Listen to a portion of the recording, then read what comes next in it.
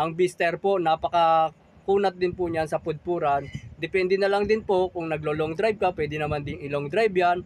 At pwede ring daily use. Yan ang Beaster mga agulong, napaka friendly budget ng kanyang presyo.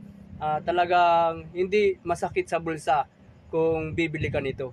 Yung pinaka-quality ng gulong niya ay hindi na rin po nalalayo sa mga branded na gulong. Talagang nakikipagsabayan po yan kahit mag-banking-banking ka dyan, ay makapit po yung Beaster na yan. Baka naman. Dito mga agulong, hindi na nga po natin sinikwat yan na talagang inuugali ko po yan na kamay-kamay lang ang mga ganitong gulong. 8090 po yan, isang Beaster. Talagang kahit kayo, kayang-kaya nyo yan. Malambot lang po yung mga ganitong gulong, lalong-lalo na pag mga bago po ang ating kinakabit ay maning-mani na lang po sa inyo yan. Yaang-yakan nyo yan mga agulong. Talagang ako po nagsasabi sa inyo.